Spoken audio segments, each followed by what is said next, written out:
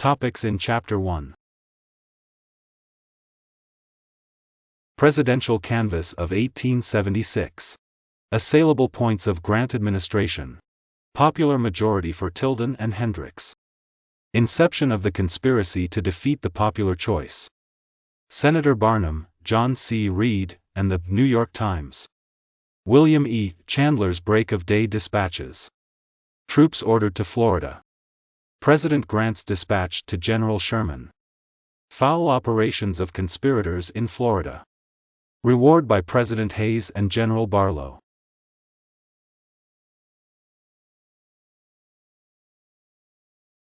The presidential canvass of 1876 was one of exceptional bitterness. The public officers of the party in control of the federal government had been charged by the press on the platform, by prominent and responsible Republicans as well as by the opposition, not only with gross neglect of official duty, but with official conduct for much of which the laws provided the most degrading penalties. They charged, among other things, that during the whole 8 years of General Grant's administration the ordinary expenses of the government, exclusive of pensions and interest on the public debt, had been increased at the inordinate rate of $75 million a year. That its influence had been exerted to procure its insertion on the bill that was to double the president's salary, and, as an inducement for its passage, a provision that the increase of pay which Congress had already awarded the members should date back to the beginning of their term, by which means they were to receive about $1 million of back pay. That in a single month in 1874 1 million gallons of whiskey were sold in St. Louis which has not paid the lawful tax, amounting to $700,000, through the collusion of officials attached to the Treasury Department, who were tried and convicted of sharing in the plunder. As St. Louis was but one, and by no means the most considerable, of the cities in which large distilleries were in operation, it was estimated and charged that from these frauds alone, which had been going on for many years, the loss to the Treasury had been not less than $15 million a year. O. C. Babcock, the President's private secretary, and the one Avery, the chief clerk of the Treasury, were both indicted for participating in these robberies. Avery was convicted, but to save the President's private secretary from the state prison, and for other reasons which it is too painful to even suggest, Mr. Henderson, the lawyer selected by the Attorney General for the prosecution of these rogues, was displaced at the special instance of the President, as was publicly charged, and, so far as I know, never denied. That financial agency of our government abroad was taken from the old and responsible banking house of the Barings, of London, who had held it through a long succession of administrations, and was given to the House of Clews and Company, of which one partner was an Englishman, but then residing in New York, and the other Swede, who at one time was Swedish consul in New York, from which position he had been relieved at the instance of our government for blockade running during the war.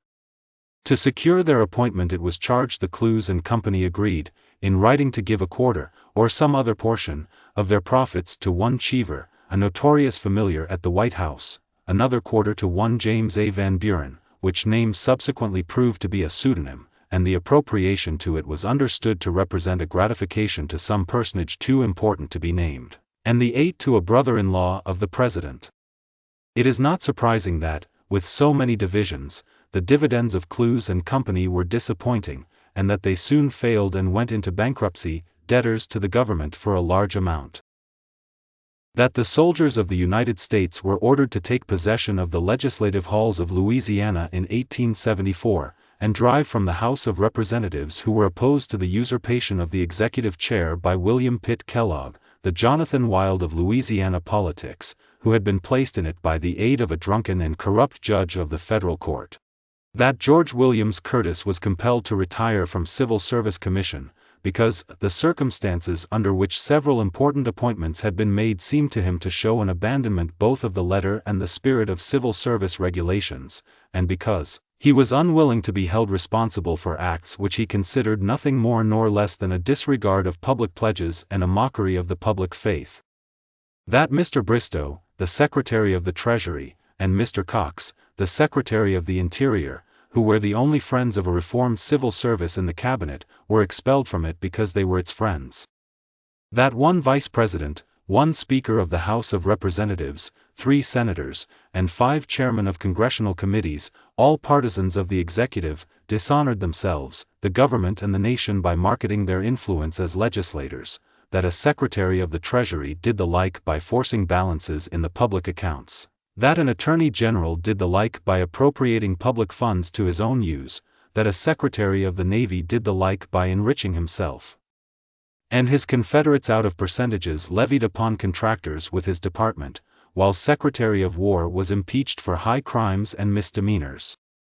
Then there was the Emma mine swindle, in which one of our ministers to England was understood to be implicated, enormous frauds in the Indian and printing departments and in the New York Custom House, extravagant and corrupt expenditures for post offices and public structures of various kinds, which, during 15 years, had amounted to $51,164,978, while for the same purposes during the 72 previous years of our national existence the corresponding expenditures had been less than 29 millions. There was the Venezuela scandal, the San Domingo scheme, the Credit Mobilier scandal, and defalcations of public offers so numerous as almost to constitute the rule rather than the exception in the public service, so numerous, indeed, that the Secretary of the Treasury persistently refused to comply with the law which required him annually to report them to Congress. Bigelow states, "I will not swell these pages with more of these unsavory charges, which, to be complete and explicit, would alone fill a volume. It will be for the historian, in due time, to deal with this saturnalia of crime and political prostitution, which few Americans even now can recall with a blush." Most of these charges were established by congressional or by judicial inquiry, many by both. They of course placed many thousands individuals, indeed, it would be no exaggeration to say hundreds of thousands, on the defensive, who, if deprived of the protection of sympathetic administration, would be personally as well as politically ruined. They naturally dreaded the accession of a democratic administration, from which they could expect little indulgence, but the prospect of having their operations reviewed by an administration Tilden at its head made them desperate. His name had more terrors for them than that of any other man in the Republic, and when his nomination with such practical unanimity by the St. Louis Convention transpired, they realized at once that Vi Victis, woe to the vanquished, was to be the battle cry of the campaign, and that Tilden must be beaten or they be ruined. They were in the condition of rats assailed in a room which offered no hole for escape. The situation gave them the courage and the recklessness of despair. They took up the cry of the furious goddess, maddened by the unsuccessfulness of her malice. Flectura es iniquio superos arcaranta movebo, if I cannot move heaven I will raise hell. They did not undertake to defend themselves, for that, they knew, was useless. Their crimes were of record, and suspected, if not known, of all men. Their plan of battle was to assail Tilden with charges bred of their own foul imaginings, in the language of Voltaire, faire la guerre de pots de chambre, English translation, make war with your pots, in the hope of persuading the people that he was no better than they, and that nothing was to be gained by admitting him and his party to power. They denounced him as a railroad wrecker, because he had employed his extraordinary talents as a lawyer and an organizer in rescuing a number of railways from bankruptcy and converting them into productive properties. They charged him with extorting excessive fees for his professional services, though he had never had a bill for services successfully questioned, nor had he ever accepted a contingent fee in his life. They charged him with rebel sympathies during the war, though he was one of the leaders of the revolt against the administration which was proposing to legalize slavery in the free territories, though he supported Van Buren and Adams for president in 1848-9, thought he refused his consent to repeal the Missouri Compromise in 1854, though he attended and his name figured in the list of officers of the Union meeting held in New York immediately after the attack on Fort Sumter, and also attended another meeting of the bar, held for the same purpose, and though he was during the war in more or less continuous consultation with every member of President Lincoln's cabinet, the only 2 surviving members of which were then on the stump advocating his election. They charged him with intending, if elected, to indemnify the South for their losses during the rebellion and to assume the rebel debt, a charge for which there was only the flimsy foundation that the Southern states favored his nomination and were expected to vote for him at the election. Though the prospect of the payment of such losses had not been regarded of sufficient magnitude to deserve the notice of the nomination convention of either party, Mr. Tilden waived his right to disregard the charge, and in reply to a letter from the Honorable A. S. Hewitt, who then represented in Congress the district in which Mr. Tilden resided, gave these charges a most explicit and satisfactory denial. Even the Tribune, which had already quite forgotten Mr. Tilden's oft-acknowledged claims to its respect as a man, and its admiration as a statesman, confessed that the charge which it had not thought unworthy of the hospitality of its columns had been fully disposed of by this letter. It was further charged that his health was too feeble to endure the fatigues of the presidential office, especially when increased as they would be enormously by the restoration of a party which had been excluded from the administration of government for some 14 years, and by such changes of men and measures as would be the inevitable consequences of such restoration. It was not the governor's health about which they were solicitous. They could have borne his clinical sufferings and even his demise with Christian fortitude, and aided perhaps in imposing the burden which would have contributed to it. If the assassination could trammel up the consequence and catch with his surcease success. But there was Hendricks quite ready to leap into the saddle. He was no reformer, it is true, but he was before all things a thorough party man of the most unadulterated strain, who they knew full well would neglect no partisan advantage or leave one stone upon another of the administration party that could be thrown down. There was no alternative left them but to defeat Tilden, and as it could not be done by fair means, it was too late for them to scruple about a resort to foul. The most unequivocal evidence of their having reached this stage of desperation was exhibited in the report put into circulation soon after the governor's nomination, that he had failed to make full and fair returns of his income to the tax assessors. Because on one occasion he had received the sum of $20,000 as compensation for professional service which did not seem to correspond with his tax returns for that year, it was assumed that his return was false, concealing or ignoring the fact that the fee in question was his compensation for 8 or 9 successive years of severe professional toil. I shall have occasion to deal this subject more at length later, when the aid of the federal jurisdiction was invoked to assist, with this weapon in its hands, in defeating his renomination to the presidency in 1880 and in 1884. But all their efforts proved unavailing.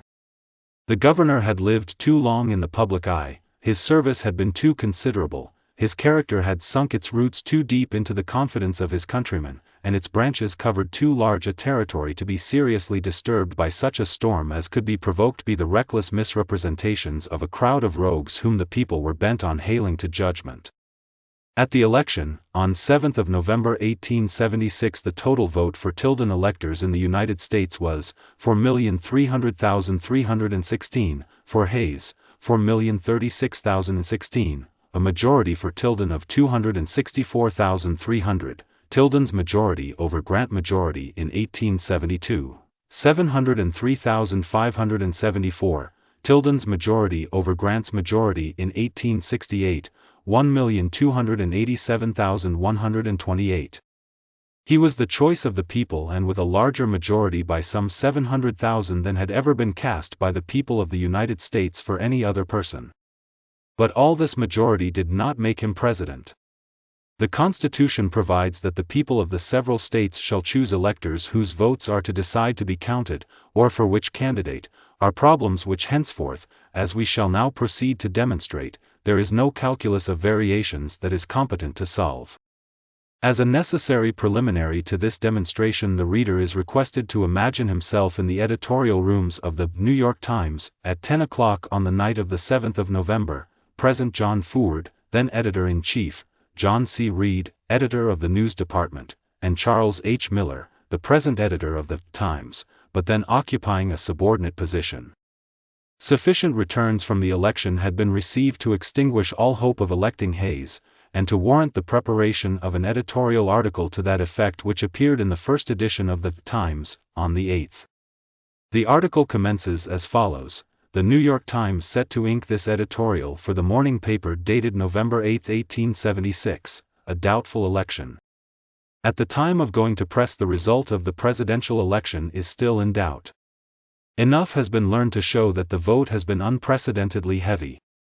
Both parties have exhausted their full legitimate strength, while the peculiar democratic policy, for which such extensive preparations were made in the large registry of this city, and in the enormous registry in Brooklyn, have had its effect, and that in some states where the shotgun and rifle club were relied upon to secure a democratic victory, there is only too much reason to fear that it has been successful. The writer closes his article as follows. The Democrats, in order to gain the election, New York being conceded, must have carried New Jersey, and in addition either Oregon or Florida. The returns from New Jersey leave the state in doubt. Oregon is not heard from. Florida is claimed by the Democrats.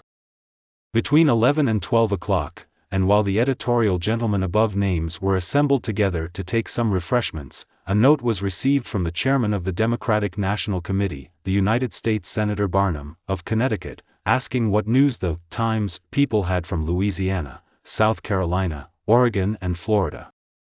Mr. Reid, who was an intense partisan, and had been very much cast down by the returns, asked to see the note, read it over carefully, then sprang up and, with a volley of explicatives suited to the message he had to deliver, exclaimed, "The Democrats are in doubt over Louisiana, and South Carolina and Florida, and Oregon. It's a close vote. We must stop the press and claim them for Hayes. We must claim as ours everything that the Democrats concede as doubtful." Reid's reading of Senator Barnum's mind and his mode of turning it revelation to account was approved by his colleagues, and the following editorial, prepared without unnecessary delay, displaced the one that had already gone to press for the county edition. From the New York Times, November 8, 1876, City Edition, a doubtful election. At the time of going to press, the result of the presidential election is still in doubt. Enough has been learned to show that the vote has been unprecedentedly heavy. Both parties have exhausted their full legitimate strength, while the peculiar democratic policy, for which such extensive preparations were made in the large registry of this city, and in the enormous registry in Brooklyn, have had its effect. Conceding New York to Mr. Tilden, he will receive the electoral votes of the following states: Alabama 10, Arkansas 6, Connecticut 6, Delaware 3, Georgia 11, Indiana 15, Kentucky 12, Maryland 8, Mississippi 8, Missouri 15, New Jersey 9, New York 35, North Carolina 10, Tennessee 12, Texas 8, Virginia 11, West Virginia 5, total 184. Governor Hayes will receive the votes of the following states: California 6, Colorado 3, Illinois 21, Iowa 11, Kansas 5, Louisiana 8, Maine 7, Massachusetts 13, Michigan 11, Minnesota 5, Nebraska 3, Nevada 3, New Hampshire 5, Ohio 22, Oregon 3, Pennsylvania 29, Rhode Island 4, Vermont 5, Wisconsin 10, South Carolina 7, total 181. This leaves Florida alone still in doubt. If the Republicans have carried that state, as they claim, they will have 185 votes, a majority of 1. It will be observed that the desponding words which I have italicized in the first article are eliminated from the second, and all the doubtful states, including Florida, claimed for Hayes, assuring him a majority of 1 in the Electoral College. What was it in Mr. Reid's mind in setting up a formal claim to all these states, on receiving the impression from Senator Barnum's inquiry that they were close? We need not speculate about, for we have his own testimony upon the subject. Not satisfied with the share which William E. Chandler had been appropriating to himself of the credit for securing the election of Hayes, Mr. Reid published in the Times, of June 15, 1887, an account of what followed the operations in the Times office, which have already been disclosed. Mr. Reid informs us that before daylight on the morning of the day succeeding that of the election, William E. Chandler, a personage who, as my reader of this generation at least are aware, was already renowned beyond the boundaries of his native state of New Hampshire for what the French call les petites politiques, small politics, arrived at the Fifth Avenue Hotel in New York. Soon after his arrival, and between 6 and 6:30 in the morning, Mr. Reid, who in this communication does not give his name, but uniform describes himself as an editor of the New York Times, also entered the Fifth Avenue Hotel. He went at once to the rooms of the National Committee, and found them occupied only by a number of servants of the hotel who were engaged in cleaning and setting the rooms to rights. He was informed that everybody had gone home or to bed a couple hours before. He left the room and started for the clerk's desk to ascertain the number of Mr. Zachariah Chandler's room. On his way to the office of the hotel he came in collision with a small man wearing an immense pair of goggles, his hat drawn down over his ears, a greatcoat with a heavy military cloak, and carrying a gripsack and a newspaper in his hand. The newspaper was the New York Tribune. The stranger cried out, "Why, Mr. Blank, is that you?" The gentleman knew the voice and said, "Is that you, Mr. Chandler?" He answered, "Yes, I have just arrived from New Hampshire by train. Damn the men who have brought this disaster upon the Republican Party." The gentleman replied, "The Republican Party has sustained no disaster. If you will only keep your heads up here, there is no question of the election of President Hayes. He has been fairly and honestly elected."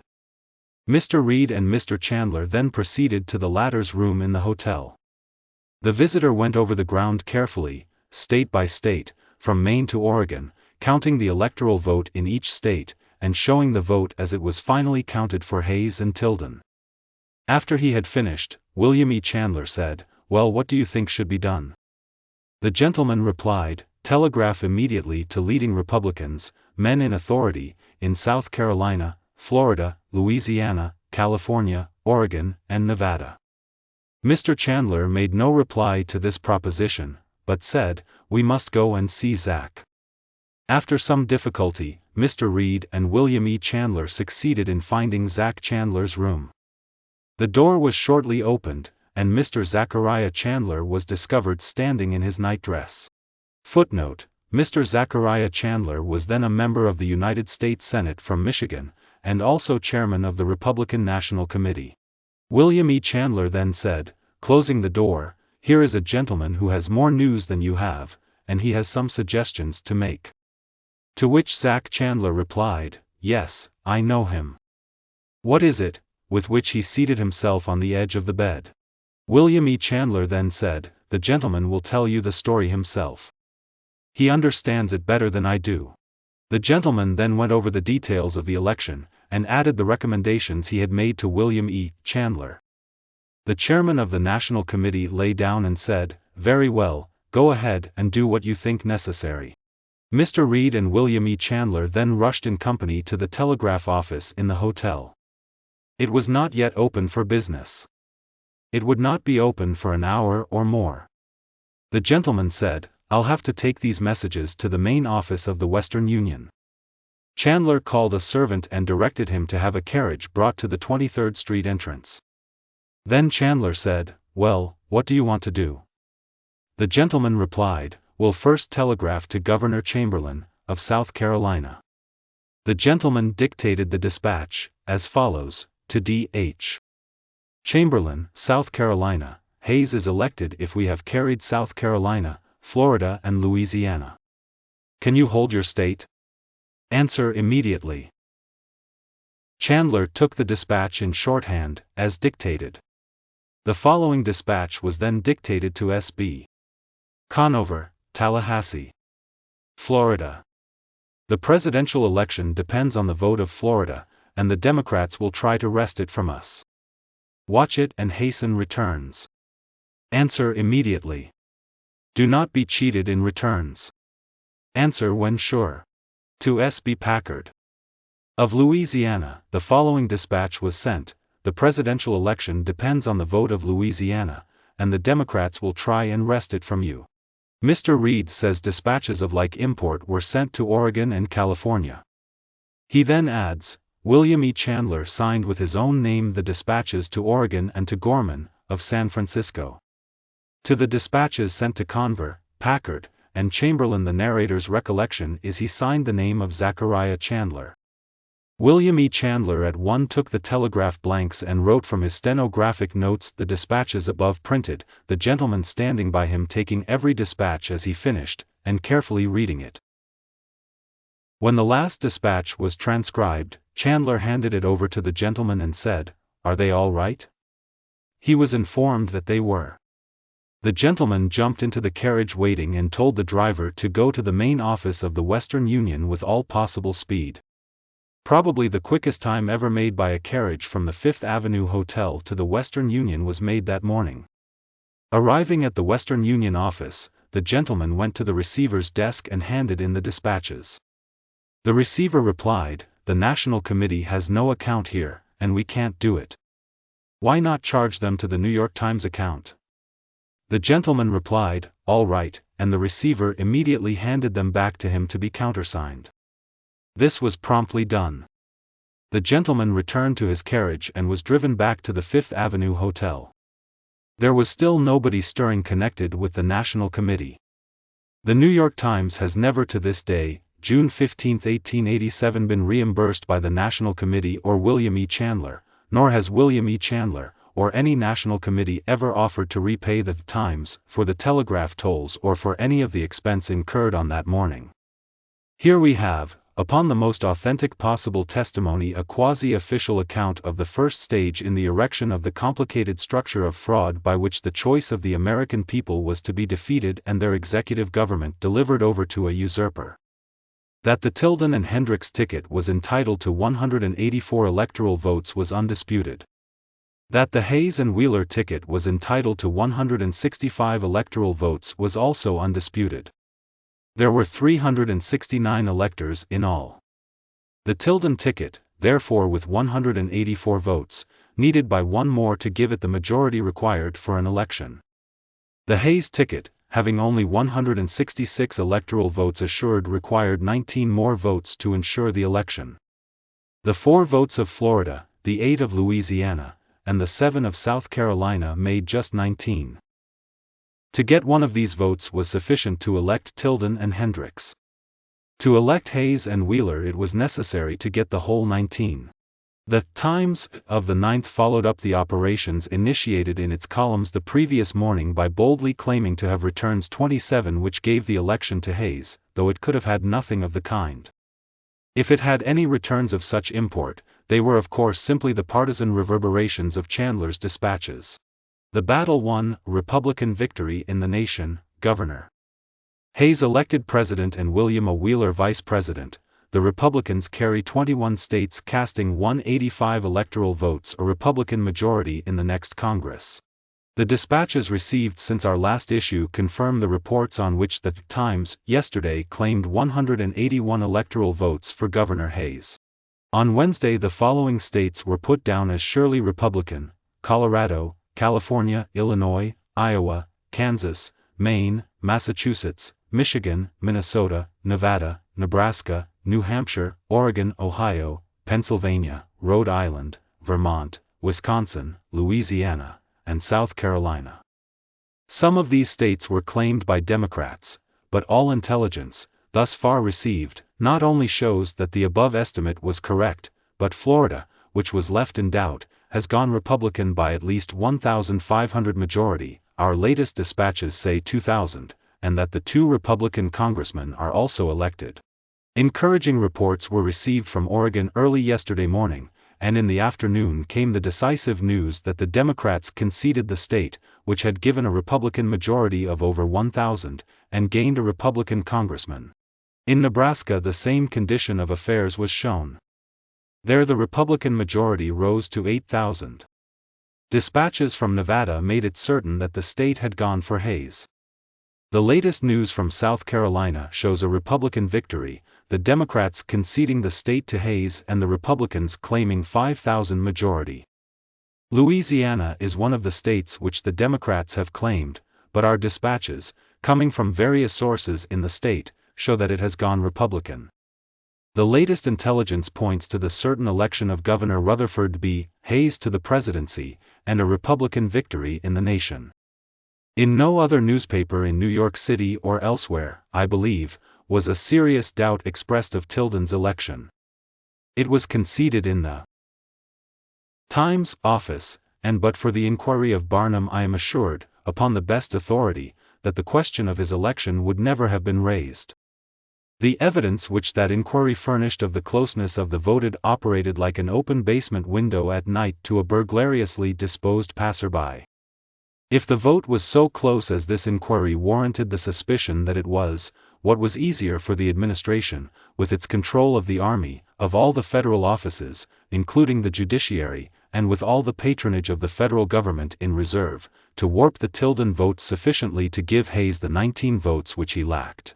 And how few are active in politics anywhere who are not ready to reason like the tyrant of Thebes, be just, unless a kingdom tempts usurpation. For that, sovereignty only is adequate temptation. The scheme of the Fifth Avenue conspirators spread through the party as rapidly as the poison from the bite of an adder. Republican leaders all over the country were signaled at once to claim all the disputed states and persist in claiming them.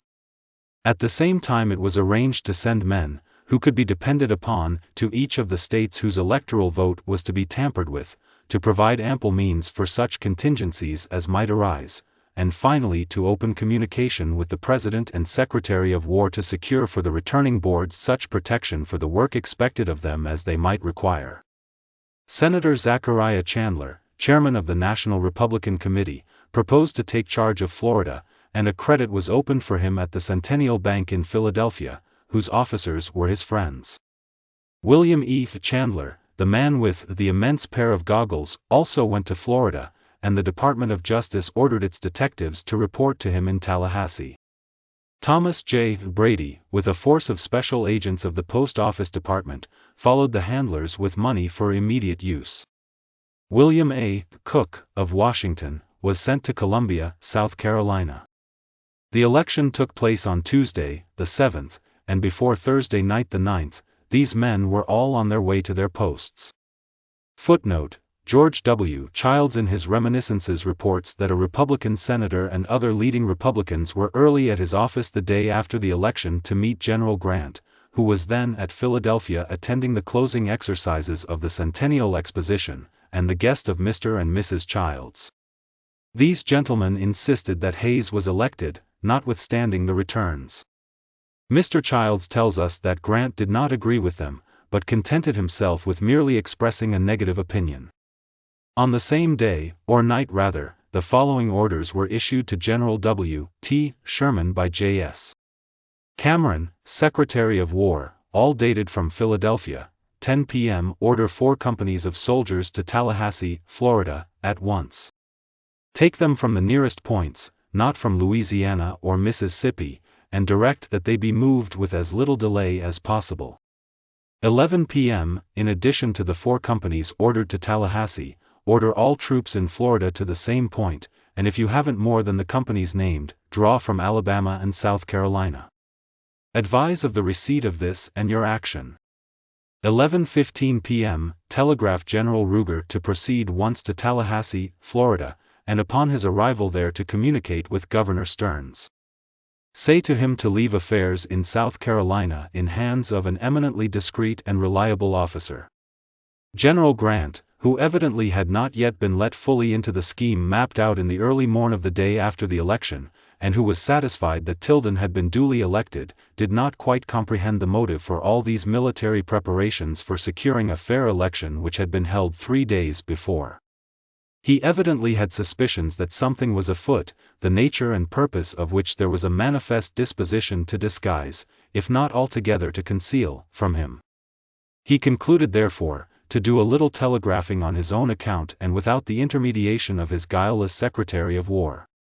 Persuaded in his own mind that Tilden and Hendricks were elected, he seems to have been getting suspicious that some of the people about him, with the connivance of Hayes, were plotting something for which he himself did not care to be responsible, and for that reason sent the following telegram to General Sherman, and gave it simultaneously to the press.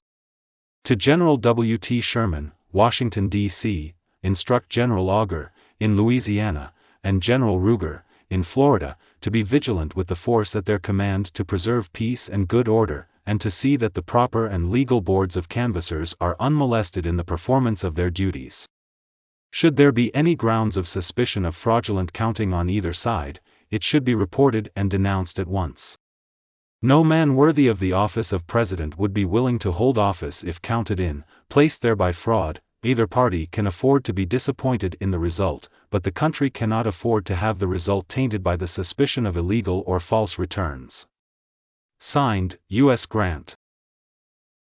2 weeks before the election, the federal troops in South Carolina had been increased to 33 companies, taking for that purpose every available on the Atlantic seaboard from Fortress Monroe northward.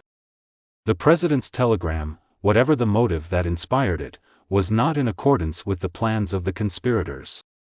The direction, to see that the proper and legal boards of canvassers are unmolested in the performance of their duties, was easy to execute, for there was no danger whatever if the boards of canvassers being molested in the performance of their duties, and it was entirely within the scope of the executive authority, if lawfully invited, to direct the generals in command in the several states, in the event of an outbreak, to cooperate with the local authorities to preserve peace and good order. No other interference of federal troops within a state was lawful, nor could even such an order be lawfully enforced until the governors of the respective states had reported that they were unable to preserve the peace, a condition of things which could not have been honestly affirmed to exist in any state of the Union at that time.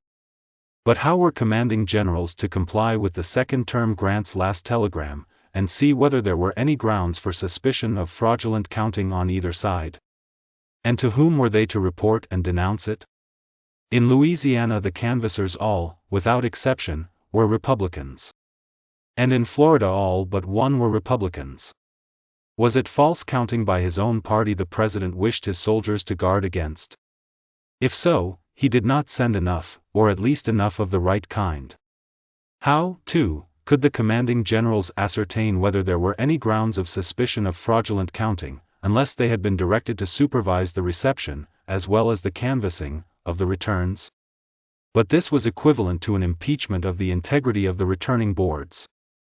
Besides, a fair count of the votes actually cast was precisely what the conspirators did not want. 2 days before President Grant stepped between his Secretary of War and the people, with those memorable dispatches, the polls had been closed, and the returns, of the votes actually cast, save from remote counties and parishes in Florida and Louisiana, had been turned in. There was no possibility then of fraudulent counting, except by the returning boards.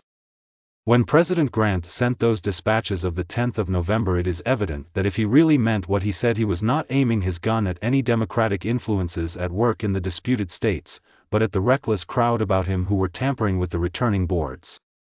Believing, as we now know he did, that Tilden was elected, he might very naturally have suspected that all the forces of the federal government were being rallied by his political staff for the single purpose of defeating him. Grant, with all his limitations, as a president, is generally believed to have been too direct a man to let fly the Parthian shaft with which he concluded his telegram to Sherman, if he were merely playing the galleries. The returning boards of South Carolina and Louisiana could be depended upon to return Republican electors, for the character of the Republican officials of those states were known to be equal to the emergency if properly protected and adequately encouraged. The encouragement was on its way, and the action of the Secretary of War left no doubt that the protection also was at hand. Of Florida the managers were not so certain, as there were doubts about the powers of the returning boards in that state, and also about the degree of dependence to be placed upon its members. W. E. Chandler telegraphed from Tallahassee in cipher on the 13th of November, "Send $2,000 to Centennial Bank of Philadelphia so I can draw for it. Have Arthur send Republicans acting with Democrats." On the 15th he telegraphed again, "Florida needs eminent counsel and help. Can you send $3,000 and $2,000, making it $5,000? Danger great here." Which of these sums was used for counsel and which for help has never transpired. On the arrival of W. E. Chandler in Tallahassee, the 13th, telegrams were sent to the local Republican managers telling them that the state is close and you must make an effort to render every possible assistance, and that funds from Washington would be on hand to meet every requirement.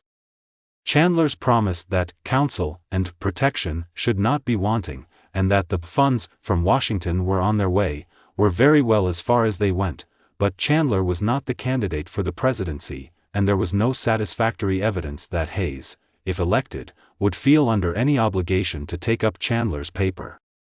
In fact, the business he was engaged in, and the means by which he and his Confederates were carrying it on, were not calculated to inspire the utmost confidence in his promises, nor indeed a sufficient degree of confidence in his promises, nor indeed a sufficient degree of confidence to induce the average politician to disgrace himself for such an indefinite consideration. He felt too, probably, that for the security of his own share in the harvest for which he was plowing, as well as to strengthen his credit with the Florida officials, he must be able to show the existence of more direct relations between himself and the candidate for whose election he was toiling. For this or some other reason he telegraphed to the private secretary of Hayes, to send Stanley Matthews and others of high character. It so happened that when this note reached Columbus, Stanley Matthews, ex-Governor E. F. Noyes, and Attorney General Little, all of Ohio, Senator John Sherman and James A. Garfield, had already left for New Orleans, to fix the electors of Louisiana. Chandler's request was promptly forwarded to them, and in response Noyes, accompanied by John A. Casson, of Iowa, and Lew Wallace, of Indiana, started forthwith for Tallahassee, where they arrived November 20th. Now the magnetic circuit was complete. Noyes came direct from Hayes, and whatever engagements he endorsed, it was correctly understood that Hayes in the fullness of time would execute. Up to this time Chandler had received $15,000, besides what he took with him. In one of his dispatches November 28, he asks for $3,000 in large bills, probably shall not need it, majority about 20, but be ready for any emergency. With a practically unlimited credit at Washington, and the prospective patronage of the federal government hypothecated to the conspirators, the fate of the electoral vote of Florida was not difficult to forecast. Those who wished to know in ample detail to what foul uses all these vast and complex resources were devoted for the purpose of wresting from the state of Florida its right to a voice in the choice for the presidency, I must refer to the voluminous records of the 44th and 45th Congresses. Even a concise detail of it would occupy more space than I can venture to devote to the entire career of the most conspicuous individual victim of the conspiracy which is there laid bare. I must content myself with the briefest possible summary of some of the transactions to which the power and dignity of the federal government, and to a large extent the honor of the nation, were deliberately prostituted. The returns of the county canvassers in Florida when footed up showed a majority for the Tilden electors, 24,441 votes for Tilden and Hendricks, and 24,350 for Hayes and Wheeler. By the law of Florida and by a decision of its Supreme Court the county returns were final, and the canvassing board had merely the ministerial duty of tabulating the votes and declaring the result. There was no resource from the conspirators but to disregard the law and doctor the returns to the extent necessary to meet the emergency. This they unhesitatingly proceeded to do. The votes of one precinct in Hamilton County, which gave Tilden electors a majority of 31, were all thrown out on the affidavits of two Republican inspectors that they had absented themselves at different times during the day of the election from the polls, and without any pretense of fraud of illegal voting.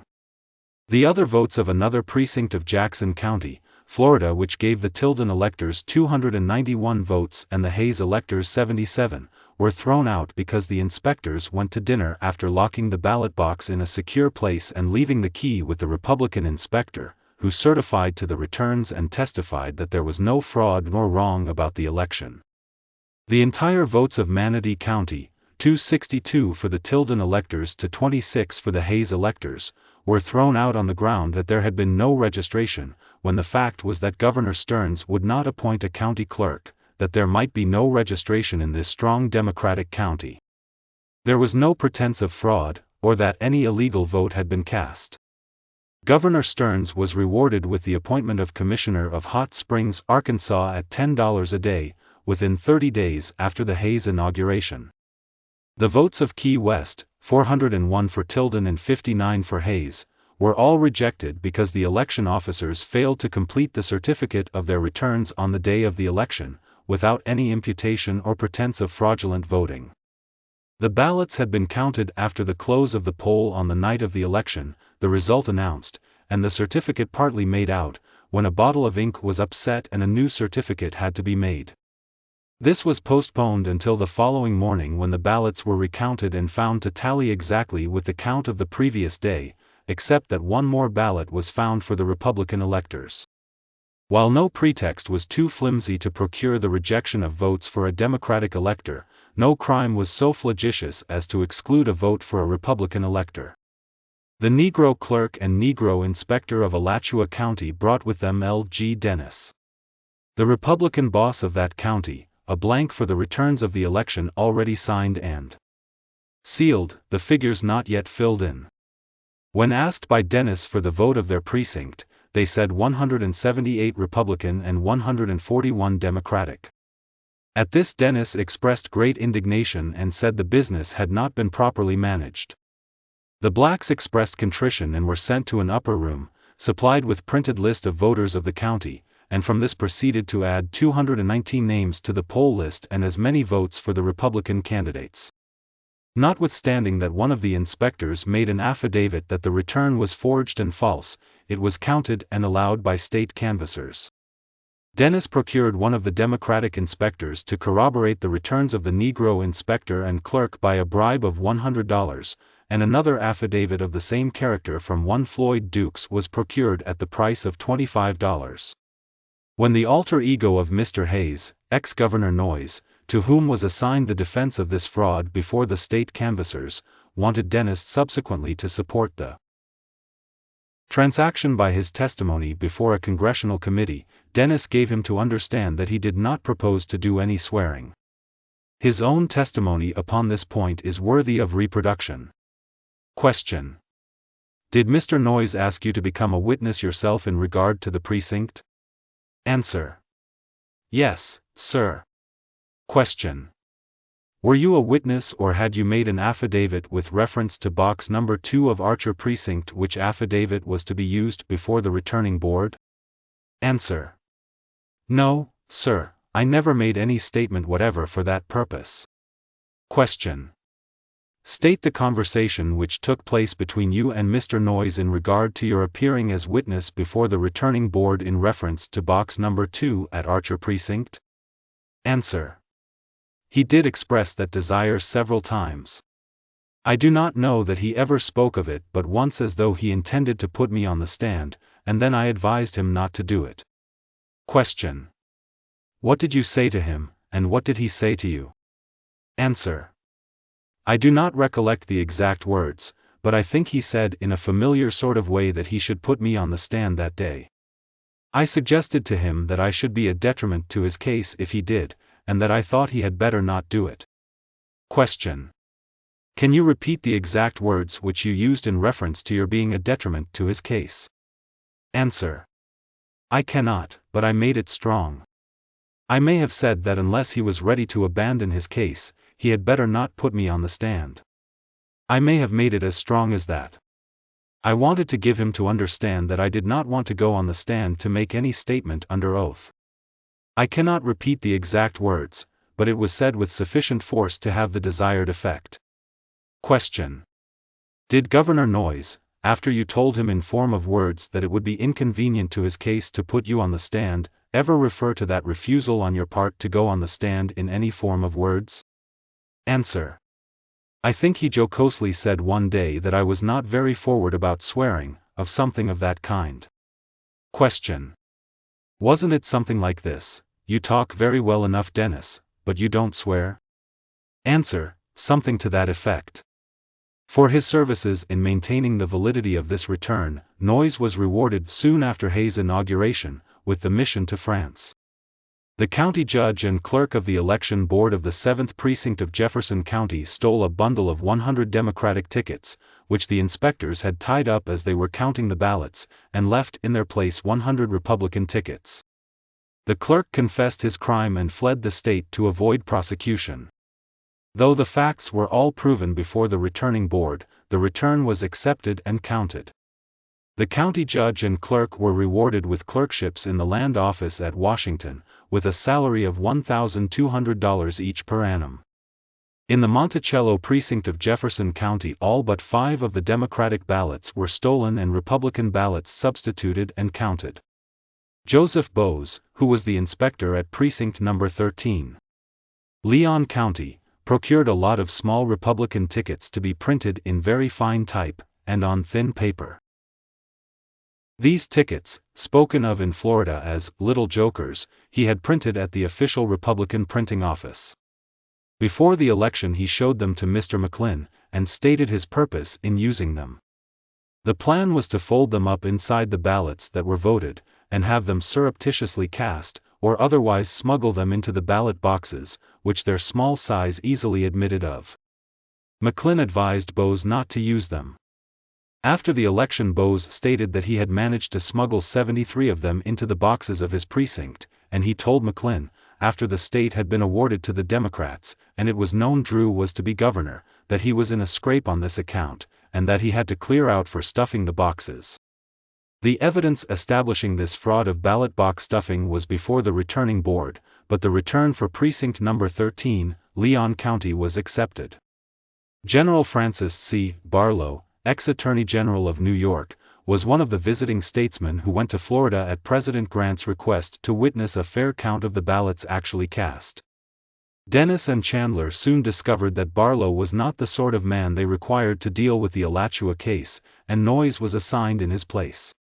Barlow continued, however, to take an active part in making up the Republican case, but when the returns were all in, he became satisfied that, applying the same tests to the Republican votes as the Republicans insisted upon applying to Democratic votes, the result would be a majority for Tilden. He endeavored to impress this view upon one of the state canvassers, Cowgill by name, whom he believed to be an honest man. Why he did not lay it before the board, unhappily for Barlow, if not for the country, does not appear. Barlow swears that after a full discussion of the case Cowgill said, "I agree with you. I cannot conscientiously vote the other way. I cannot conscientiously vote to give the state to the Hayes electors." Governor Stearns, learning that Cowgill was closeted with Barlow, joined them to learn what might be going on, and was told by Barlow what he had been saying to Cowgill. Cowgill left with Stearns. Barlow and he never met again. Cowgill came to Washington soon after the inauguration, confident of recognition. He had been promised an auditorship in the Treasury, was tendered the position of special agent in the Internal Revenue Service. This did not accord with his estimate of his services, and he returned to Florida, a wiser if not a better man. When McClin, who was Secretary of State of Florida, and ex officio member of the returning board, was subsequently asked by a congressional committee, what promises did North make to the Republican leaders and the returning board, if the state should go for Mr. Hayes, he replied, "Well, General Wallace told me on several occasions that if Mr. Hayes should be elected, that the members of the returning board should be taken care of, and no doubt about that, that Governor Noyes represented Mr. Hayes and spoke with him and was in favor of it." Then on one occasion William E. Chandler came to me and stated that he didn't like to say it to me, but he would say it to me, and he spoke for General Wallace, also that if the state went and was canvassed for Mr. Hayes, that the members of the returning board, at least he referred to a majority of the board, Dr. Cowgill and myself, would be well taken care of, and there would be no doubt of it. He said he was authorized to say that. McClin further testified that Dr. Cowgill told him that in March 1877, he was in Washington and saw Hayes frequently, that he was received very kindly by the President, and given free admission to the White House at all times, and that he had expressed himself as being under great obligations to him and me in the canvass, and that he felt not only under political obligations, but personal obligations, that he would certainly pay at an early day. McClin was appointed Justice of the Supreme Court of New Mexico ad interim, and failed confirmation because Senator Conover, of Florida, opposed it. F.C. Humphreys, elector at large on the Republican ticket, was appointed Collector of Customs at Pensacola. Dennis Egan, Chairman of the Republican State Committee, was appointed Collector of Internal Revenue. Governor Stearns was appointed the Commissioner of Hot Springs, Arkansas. J.M. Howell, the Deputy Clerk of Baker County, who assisted the county judge Driggers in getting up the fraudulent return from that county, was appointed Collector of Customs at Fernandina. Dennis was appointed to a sinecure position in the supervising architect's office at Washington at a salary of $7 a day. One of the Negroes who assisted Dennis in making up the spurious returns for Alachua County, and swore to affidavits for him, was appointed night inspector in the Philadelphia Custom House. The other Negro who rendered Dennis the same service was appointed a clerk to the auditor of the Treasury of Post Office Department. Joseph Bowes, who had the Little Jokers printed, and voted 73 of them himself, and who was one of the busiest manufacturers of affidavits, and who had to flee the state to escape the legal penalties of his iniquity, took refuge in Washington, where he was rewarded with a clerkship in the Treasury Department, on a salary of $1,600 per annum. W.K. Cessna, county judge of Alachua County, who assisted Dennis in procuring Green R. Moore to make his $100 affidavit, was appointed postmaster at Gainesville, Florida. Lewis A. Barnes, another of Dennis' assistants, was appointed register of the land office at Gainesville, Florida. Moses J. Taylor, the clerk of Jefferson County and inspector of one of the polls of the Monticello precinct, who got away with all but 5 of the Democratic tickets and substituted Republican tickets, was also made a clerk in the General Land Office at Washington. John Varnum, an affidavit maker and assistant general of militia, was appointed receiver of the United States Land Office. Manuel Govan, a postmaster at Jacksonville, and an assistant affidavit manufacturer, was sent to consul to Leghorn. M. Martin, acting chairman of the Republican State Committee, was made Surveyor General of Florida. George H. DeLeon, secretary to Governor Stearns, was appointed a clerk in the Second Auditor's Office at Washington. George D. Mills, telegrapher at Tallahassee and one of the clerks of the state canvassers, was appointed clerk in the Pension Office at Washington. John A. Casson, who accompanied Noyes to Florida to vouch for Hayes' gratitude for favors expected, was appointed envoy extraordinary to Austria.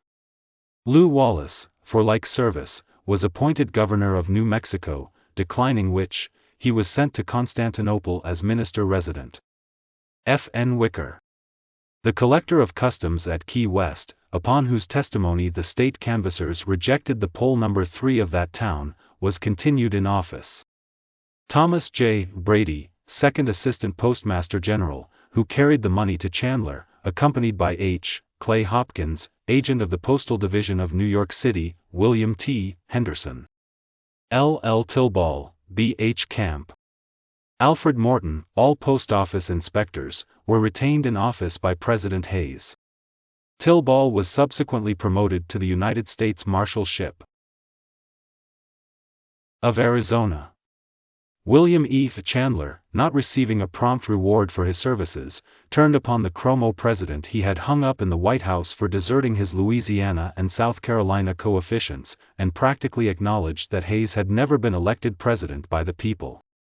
General Barlow, the only one of the visiting statesmen who seems to have believed that Grant and Hayes were in earnest in professing a desire for a fair count, was the only other one of the whole array whom Hayes failed to recognize.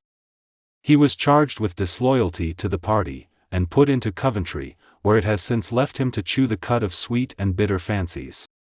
Had he the same duty committed to him again, I venture to doubt whether he would not, by a timely disclosure of his convictions, have assisted Tilden to take the oath of office to which the people had chosen him, instead of permitting that great office to be sequestered to the base uses of a partisan conspiracy by his forbearance. Closing footnote. It is just to Mr. Barlow to say that his support of Hayes for president, in 1876 was not from any distrust of Mr. Tilden personally, nor from any doubt of his superior fitness for the duties of chief magistrate, but from a distrust of the party which nominated him. The apprehensions here expressed may have had its weight in determining him to assume the passive attitude which he occupied after he had satisfied himself that the electoral vote of Florida was wrested from Tilden by fraud. The general here, as Mr. William C. Bryant and many other distinguished patriots had done before him, make the capital mistake of underestimating the numbers and power of the Democratic Party who supported the Union during the war, whose sacrifices in its behalf were not made nor to be estimated by any partisan measure.